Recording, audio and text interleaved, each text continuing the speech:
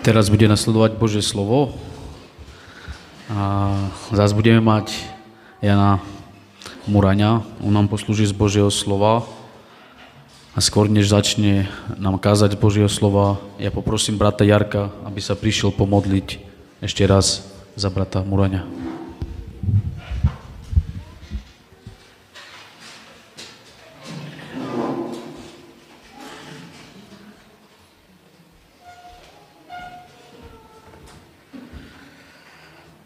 Pane Bože, ďakujem навчукиваш kada čívejs, tak naďalej, Pane Bože, požehni nám inge, tuto ke pripravinžal je pravejs, vedzin tu es, bez ako láv, bez ako krokos, Pane Bože. Mjavel použitkos sako neske su kadaj sám, so šunena, Pane Bože, prevakir skrze leske tu, a da Marijive, Pane Bože. Hej vedzin tu es, bez ako krokos, Pane Bože. Palikeravčky, a do náv Ježiš. Amen.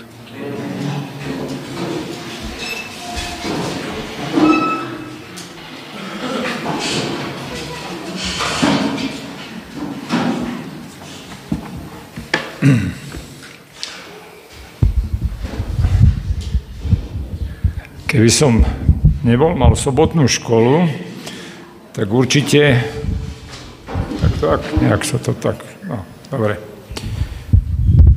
Tak nejak.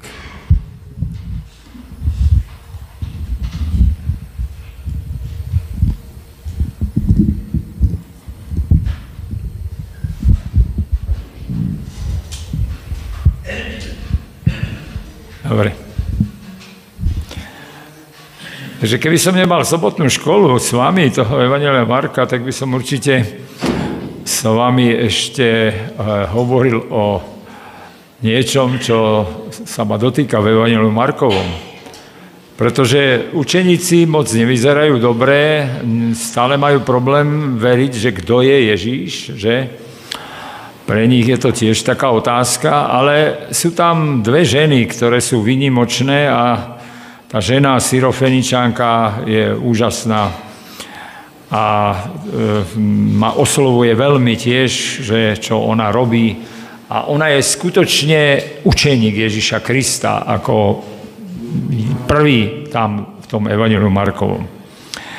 Ale zostanem predsa len v tých evanjeliách a chcel by som povedať takú myšlienku, ktorá je tiež veľmi aktuálna v dnešnej dobe, a dokonca by som povedal, je až moc a moc aktuálna a pre nás všetkých a možno, že hlavne aj pre naše deti a mladých ľudí, áno.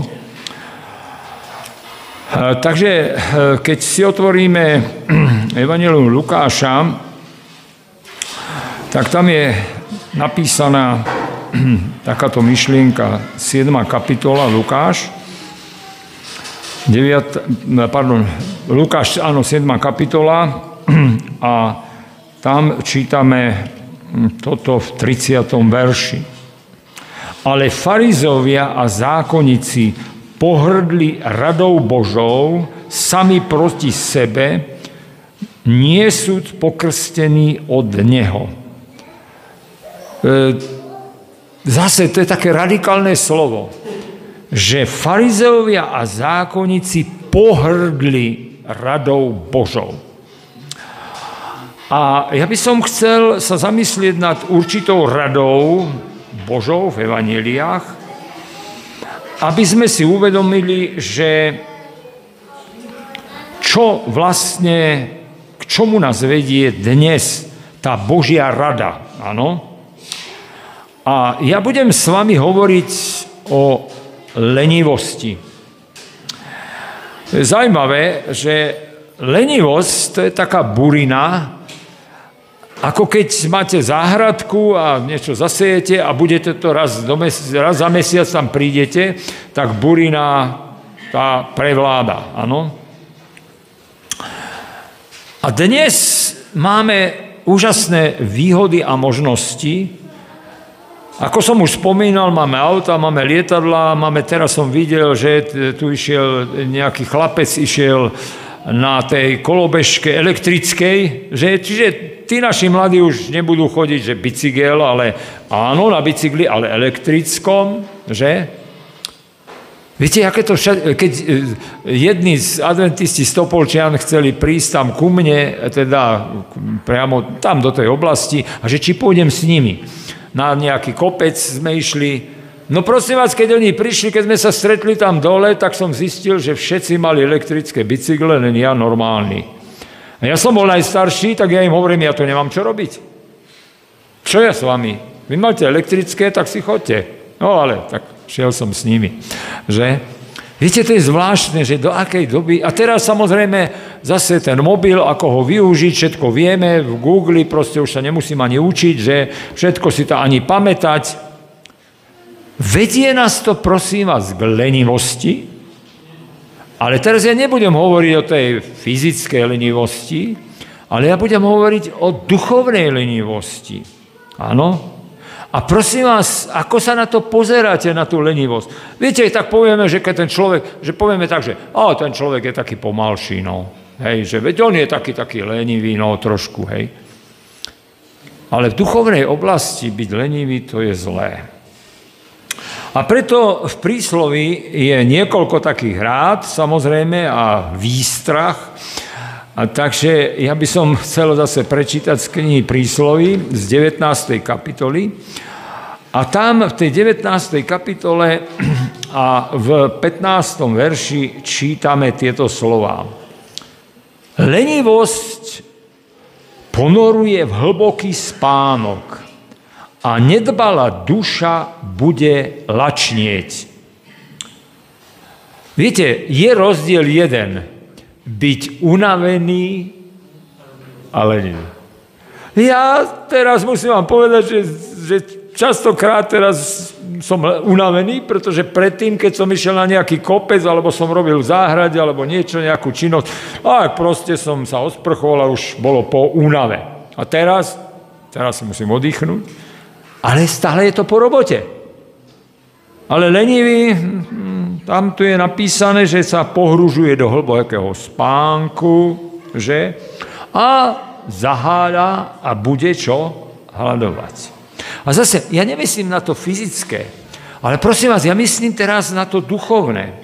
A preto, keď sa vrátime do Evanjelia Matúšovho 25. kapitoly, kde Ježiš Kristus hovorí o príprave na druhý príchod, tak tam je známe, ako hovorí, že ako sú tam dobrí sluhovia, že Matúš 25. kapitola, a to je to o hrivnách, že? A on hovorí ako jedný, druhý, potom proste odmenia, že?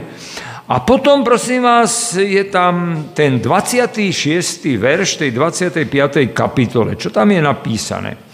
A jeho pán povedal a riekol, zlý sluha, už by stačilo, nie? Už je zlý.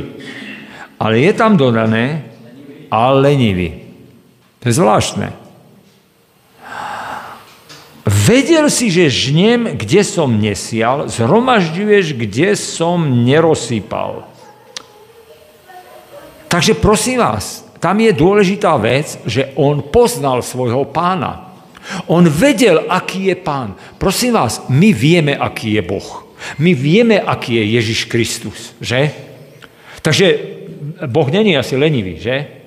Boh, keď nám dáva, tak je činný, áno. Boh, keď nám dáva, tak vie, čo môžeme. On by nám to nedal, prosím vás, keby vedel, že my to nedokážeme. Ale my to môžeme zmariť našou lenivosťou. Pán mu hovorí, zlý sluha a lenivý. Vedel si. Ty si vedel.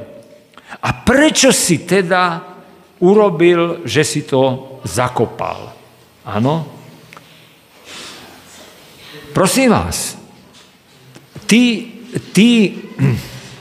ktorí to využili, tak je napísané, že pán príde, aby oni dávali ten účet z toho a hovorí im, dobrý sluha, vojdi do radosti svojho pána. A teraz, keď povedal tomu dobrý, tak mohol povedať tomuto tretiemu ako? Nebol si dobrý. Hej? protiklad dobrého je aký? Zlý. Nie, povedal by som, ty si nie dobrý. Nie, to je zlý. Zlý. To je veľký protiklad. Takže takto to hodnotil Ježiš, áno. Diabol vraj usporiadal výročnú slávnosť a zhromaždili sa tí jeho poslovia, že? A podávali správu, že ako pôsobia medzi ľuďmi. A jeden hovorí, ja som poštval krvilačné šelmy na karavanu kresťanov a ich biele kosti sa teraz belejú v púšti. A diabol hovorí, čo na tom? Aj tak budú zachránení, spasení. Potom ten ďalší hovorí, prihnal sa veľký rietor a tam na tej lodi boli sami kresťania a loď sa potopila. A čo? Diabol zase hovorí, no čo z toho? Aj tak budú skriesení. A potom prichádza ten tretí služobník satanov a hovorí, že no ja som sa až 10 rokov snažil, aby aspoň jeden zanedbal, nešiel do toho zhromaždenia, nečítal tú Bibliu, nemodlil sa, aby bol duchovne lenivý. A mne sa podarilo jedného človeka. Duchovne lenivý. A vtedy zatlieskal Satan. Konečne máme svojho. Konečne. Viete, duch lenivosti, ako teraz myslím, tá lenivosť duchovná, je veľmi nebezpečná. A preto spomínam aj tie prostriedky, ktoré sú, aj to, že je tu ten mobil, že už si to všetko nájdem, že prosím vás, ja som za čítanie z Biblii papierovej. Ja som za to. Ja nehovorím, aj ja to mám v mobile. Áno, mám to aj v mobile. Ale je to iné, prosím vás. Áno. Je to iné, ako by som povedal, že ma to tak súdi teraz, že či som si prečítal tú kapitolu. Áno. Kde som v tej Biblii? Počiarknem si. Čo ma osloví. Áno. A teraz robím to stále. Tá Biblia ma doslova a do písmena akoby sledovala. Áno. A viete, čo je to zvláštne s tou lenivosťou? Že lenivý človek vlastne nezabije, nezosmilní, nepovie falošné svedectvo, len je lenivý duchovne. On neurobil zle. Je to aj, a preto nechápeme to ako hriech. Ale lenivosť duchovná je hriech. A my preto zaobchádzame s tou lenivosťou duchovnou. A veď on si nečíta tak tú Bibliu a toto a tak. Prosím vás. Či v mojom živote, alebo vo vašom, je to hriech, ktorý musíme vyznať. Hriech, ktorý musíme vyznať. Áno. A ja som vám už spomínal, možno nie, že keď som bol ako kazateľ, teraz som kazateľ, ale na dôchodku, viete, takže je to trochu iné, ale stále je to isté. Ale keď som vtedy tam bol a som tých ľudí viedol, aby sa ráno modlili, tak ja som si hovoril, ale oni musia stať ráno o 4:30. Keď idú do roboty na 6:00, tak musia stať o 4:30. Tak ja som Pánu Bohu povedal, Pane Bože, ja chcem to isté prežívať a žiť tak, ako tí moji bratia a sestry. A viete čo? Ja som sa celý život budil o 4:30. Pretože vy, keď idete do práce, tak ak ja vás budem viesť k tomu, že vieš čo, ale ráno si ešte 10 minút aspoň oddel na to, že si čítaš 10 minút. Tak vy poviete, ale čo, ty spíš do 7, že? A čo ty vieš o tom? Nie, ja som chcel byť ako vy. A bratia, sestry, stále si uvedomujem, že nech ma Boh budí vtedy, keď je to potrebné. Keď mi niekto hovorí, no tak teraz ty už, prosím ťa, 6:30 je to ešte si posteli. To si nie ešte hore. Ja hovorím, ešte ja už som hore dávno. Viete, byť duchovne lenivý znamená, že samozrejme, že dobre, vy si môžete aj pospať, aj toto, ja nie som proti tomu, hej, ale tu sa jedná o tú pravidelnosť, že proste to nemôžem vynechať, pretože ja chcem byť duchovne No a keď máme, prosím vás, tú 25. kapitolu u Matúša, tak tam je potom tých 10 panien.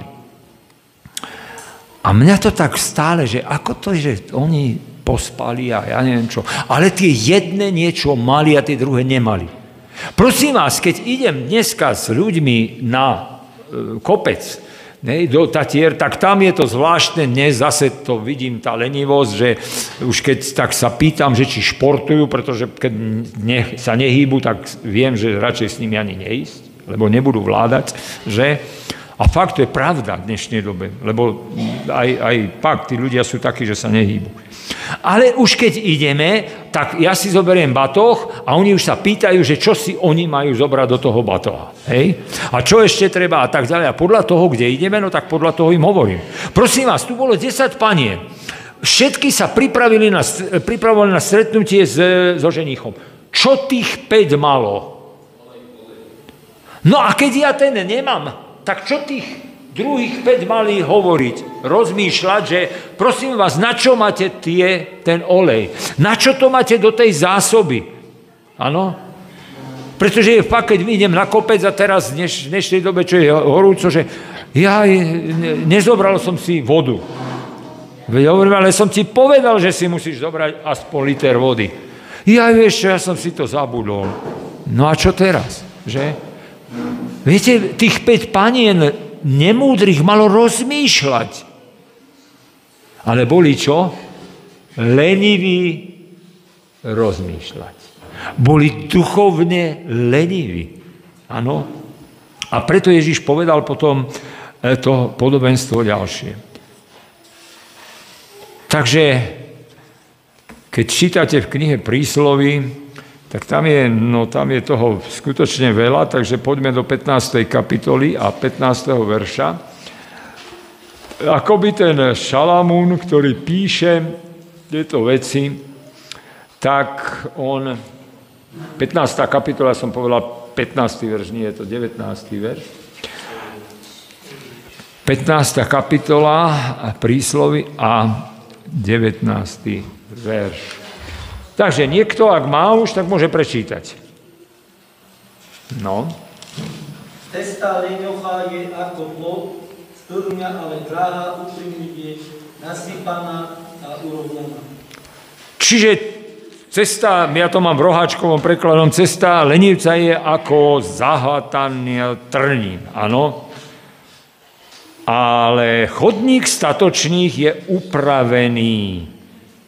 Vy viete veľmi dobre, že keď cestu nečistíme, a to sú asfaltové cesty, hej, to tam všade sa to zarastie. Ja to vždy som z toho prekvapený, že ako to môže zarásť, tá cesta, proste, tá skulinka tam je a on už to tam začne rásť. Hej.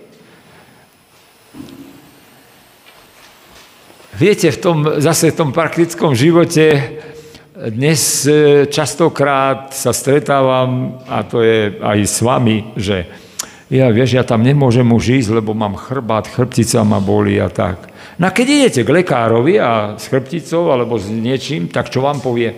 Cvičiť. Cvičiť. A kto z vás cvičí?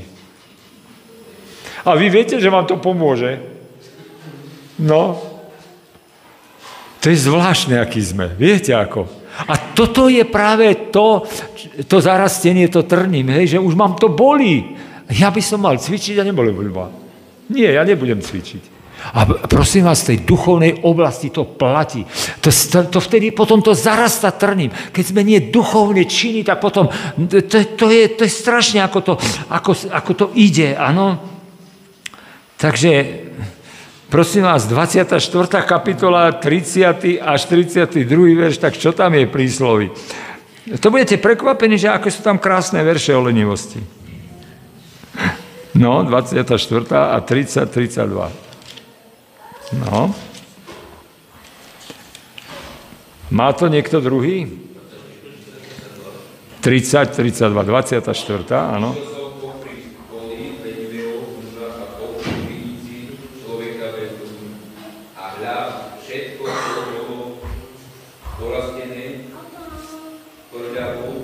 Jeho povrch bol pokrytý, jak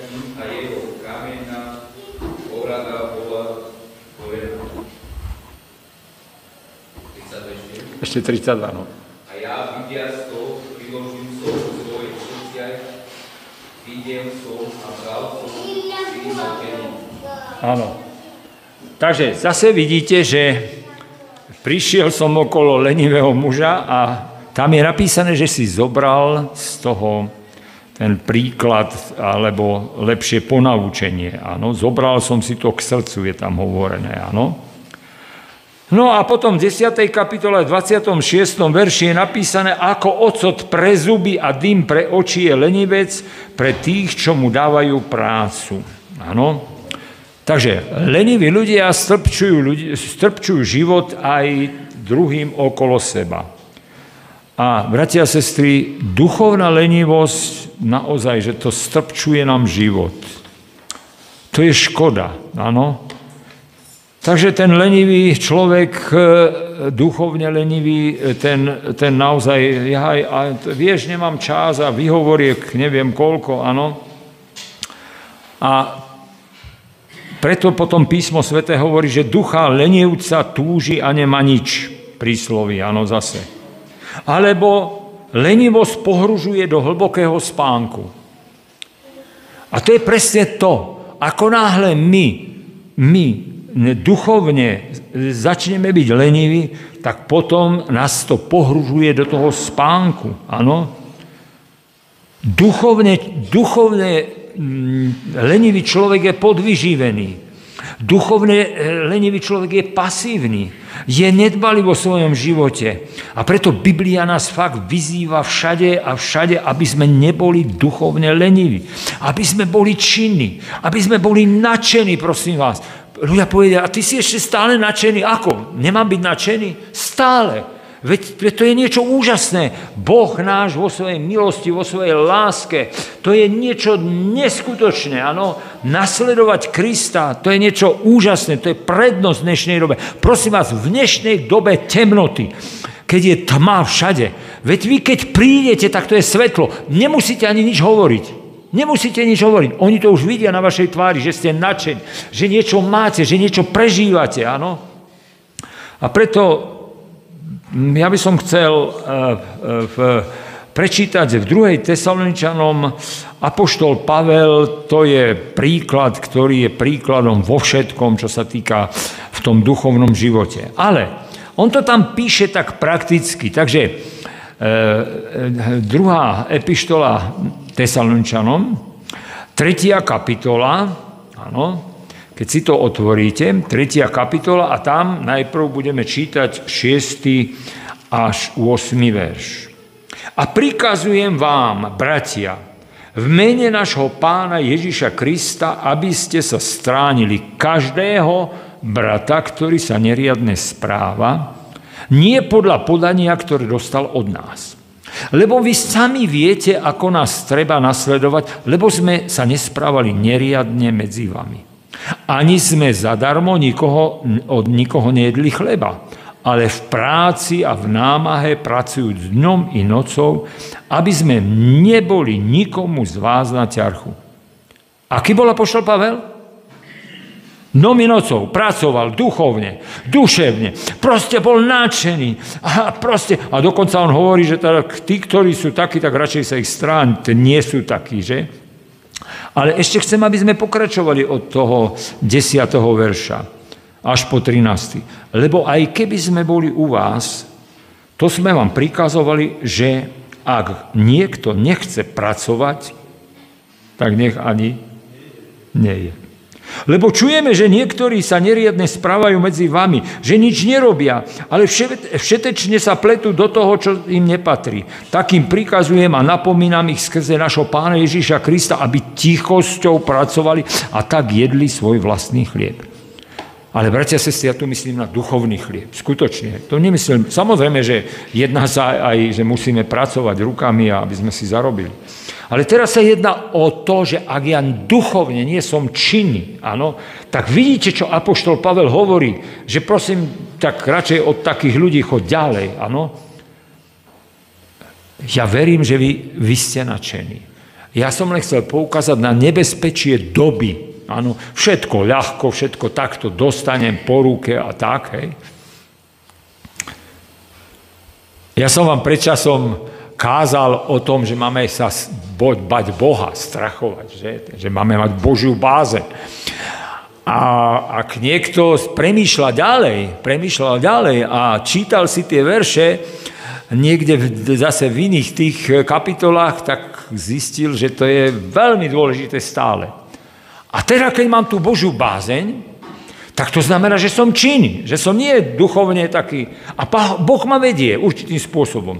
Takže ja som išiel s tou skupinou ľudí, zase na bicykli v tomto prípade, z takých, čo sa už tam poznáme, ale ja som sa nemal možnosť ešte s každým rozprávať. A tak tá pani profesorka na dôchodku vedľa mňa na bicykli elektrickom a ja zase takom. A keď sme sa začali rozprávať, tak ja som vedel, že ona je veriaca. A hovorím, tak ako ten tvoj život duchovní vyzerá? Že? A čo si vlastne ty učila v škole? Tak ona bola profesorka na univerzite matematiky, prosím vás. Matematika pre mňa, to je predmet teda. No, a teraz ja som sa trošku povypýtoval, že ako to bolo a tak ďalej, lebo učila na tej univerzite tam v Liptovskom Mikuláši vojakov a potom učila na katolíckej univerzite v Ružomberku ešte pár rokov tú matematiku. A veľmi dobrá profesorka. A ja hovorím, viete ako, ja už sa tak potom modlím, Pane Bože, tak ja by som chcel teba zase osláviť. A viete, čo mi vnúkol Duch Boží, Pán Boh? Že povedz o najmúdrejšom človekovi v Biblii. To je aký? No vidíte, tak to vieme všetci. A ja hovorím, počúvaj, v Biblii je najmúdrejší, ten bol génius, aj matiku, aj všetko, ten aj zvieratá, všetko vedel, všetko. A on napísal knihu Kazateľ a vieš, on celý ten kresťanský život, duchovný život zhrnul do skoro jednej vety. Že suma všetkého, čo si počul je, boj sa Boha a jeho prikázania zachovávaj. A čo si myslíte, ako tá pani reagovala? Toto nie. Že by som sa mala strachovať Boha, to nie. To určite nie, to není správne. A viete, ja hovorím, počúvaj, ako sa ona volá teraz, Marianka, počúvaj, ja idem trochu rozprávať, že čo to znamená báť sa Boha, no. A tak som už, viete, začal, viete, to je úplne ja to teraz poviem, to je také cvičenie duchovné, viete, ako potom. Teraz, čo mám povedať, Pane Bože, aby to... A tak som už rozprával a ona povie na to, no, už 30% verím, že to je 30%. A ja hovorím, počúvaj, v matematike je to ako? 2 a 2 sú, a nie je 2 a 2 sú 3, 2 a 2 sú 4. A teraz ty mi povieš, že je 30%. No to je ako keď 2 a 2, to je nič. No, a tak teraz ideme ďalej a zase rozprávam ďalej, čo to znamená báť sa Boha. Áno? A prosím vás, ona má dcéru, ktorá je veľmi veriaca. A teraz už keď tak rozprávam, tak ona hovorí, ty vieš čo, tak tá moja dcéra 4 deti má, ale ona sa ti nikdy nesťažuje. Ona v toho tak Boha verí, že ona povie, nie, Boh to nám pomôže a hotovo. No ja hovorím, počúvaj, tak vidíš, ako to je báť sa Boha?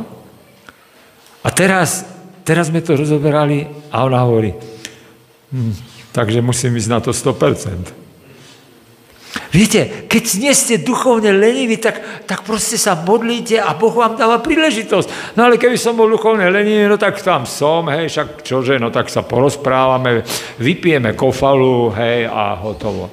Nie, Bože, ja som tu, veď ty si tu, ty si Boh veľký. A naozaj musím vám povedať, že prvýkrát som to použil, že teda najmúdrejší muž zhrnul do jednej vety Bibliu. A každý vám povie, a to ako?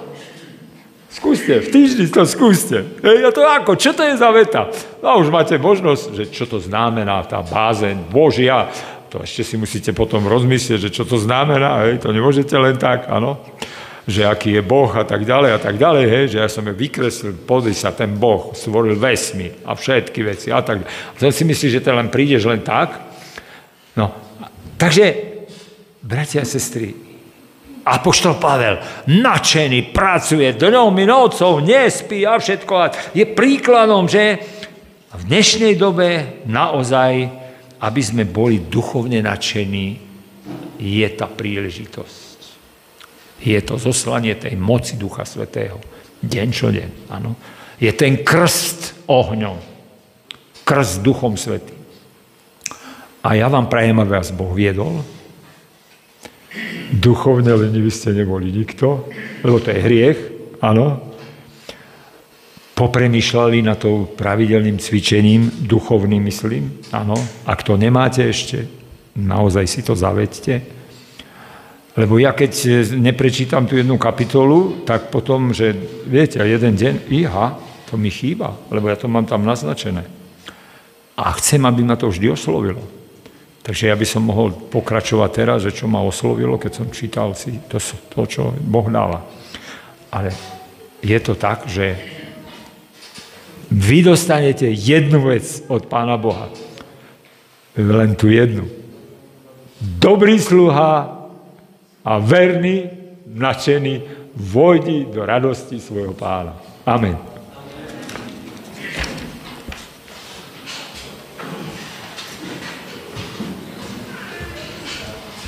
Ďakujem Pánu Bohu za brata Janka ešte raz. Ďakujem aj za to posolstvo. Vážne treba nad tým porozmýšľať, že jak na to sme. Či sme leniví, alebo či sme aktívni. Lebo aj v tej kapitole Matúša, 25. kapitole, dobre tam je rozdelené o tých daroch, čo Pán Boh dal, a dneska ti poviem, každého jedného z nás obdaril. Či to dar rečou, dar vyučovania má, alebo dar kazania, alebo dar hociakej služby, ktorú má, ty a ja už dávno vieme, čím nás Pán Boh obdaril. Vážme si to a poďme, vykročme, buďme aktívni. Vážne, keď si zoberieme, brat Janko Muraň už není v našom veku, ale stále je mladý, lebo Duch Boží je nad ním a vie ísť do takých veľkých kopcov, namáhať sa telesne, o čo dneska ty a ja, čo sme mladší, mali by sme byť aktívnejší. Máme tu takého aktívneho aj Joška, hej? Tiež už není najmladší, ale chodí po sádach, kde sa dá šíriť Božie slovo. Aj minule bol na skupinke s nami a má čo rozprávať, vážne. Vážme si to a poďme, vykročme. Keď príde ten deň, aby s radosťou sme volali ty a ja, príď, Pane Ježišu, Hosana, Hosana. Nie, aby sme sa ľakli toho dňa, aby sme sa báli, aby sme volali skály, hory, zakryte nás. Ale jedno viem a jedno verím, že keď budeš chcieť, Duch Svätý ti vo všetkom pomôže. Lebo ty a ja, my sme povolaní, aby sme vykročili na tej Božej vinici. Ďakujem ešte raz Pánu Bohu za Janka. Teraz budú nasledovať záverečné chvály. A po záverečných chválach Janko sa pomodlí za nás a ukončí dnešnú bohoslužbu.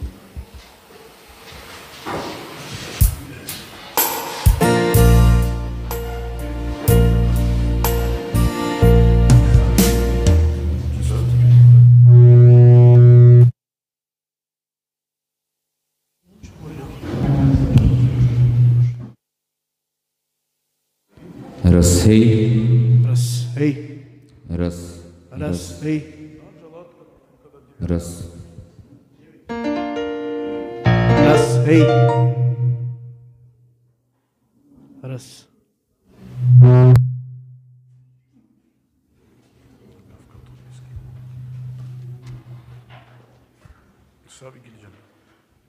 Raz. Čaj.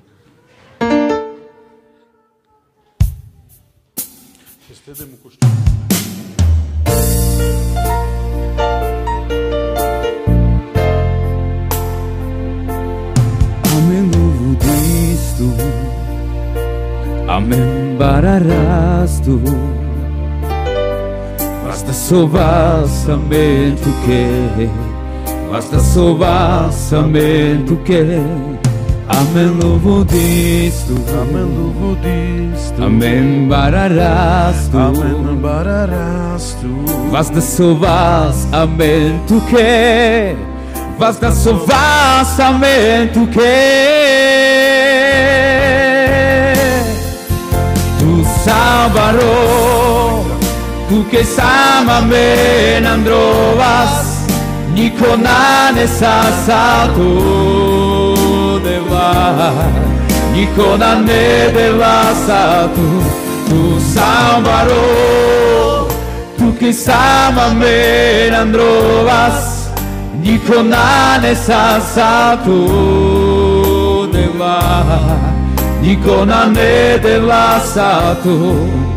Amen luvutistu, Amen luvutistu, Amen bararastu, Amen bararastu, Vazda sovas, Amen tuke, Vazda sovas, Amen tuke, Amen luvutistu, Amen bararastu, Amen bararastu, Vazda sovas, Amen tuke, Vazda sovas, Amen tuke. Tu salvaro, tu che sama me androvas, niko nanesa satu deva, niko nane deva satu. Tu salvaro, tu che sama me androvas, niko nanesa satu deva, niko nane deva satu. Tu salvaro, tu che sama me androvas, niko nanesa satu deva, niko nane deva satu. Amen luvutistu, Amen bararastu, Amen bararastu, Vazda sovas, Amen tuke, Vazda sovas, Amen tuke, Amen luvutistu, Amen luvutistu, Amen bararastu, Amen bararastu, Vazda sovas, Amen tuke, Vazda sovas, Amen tuke. Tu salvaro, tu che sama me androvas, niko nanesa satu deva, niko nane deva satu. Tu salvaro, tu che sama me androvas, niko nanesa satu deva, niko nane deva satu. Tu salvaro, tu che sama me androvas, niko nanesa satu deva, niko nane deva satu. Tu salvaro.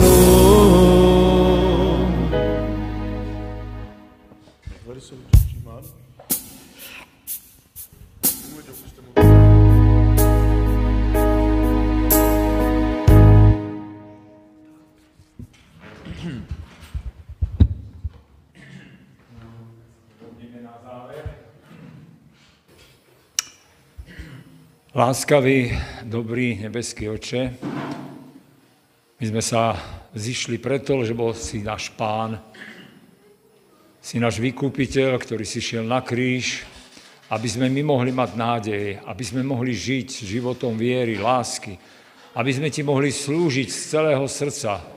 Ďakujeme Ti za to a naozaj v dnešnej dobe, tej nebezpečnej dobe, tej duchovnej lenivosti, ťa prosíme, aby si nás zmocňoval každý deň, aby sme túžili po Tvojom slove, aby sme boli tak lační, ako Ty si bol, Pane Ježiši, že si vyhľadol a že si hľadal to ovocie, aby sme aj my túžili po Tebe deň čo deň viac.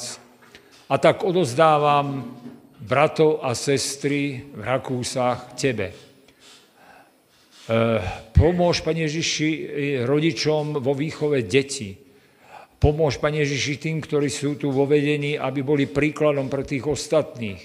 A keď čokoľvek sa stane, Pane Ježiši, medzi nimi, daj, aby vedeli, že Ty si ten Boh, ktorý odpúšťaš tie veľké vrchy, tie hriechy naše a dávaš nám znovu a znovu tú veľkú Tvoju milosť. A tak ťa chcem znovu poprosiť, aby to požehnanie, ktoré si dal, spočinulo na nich.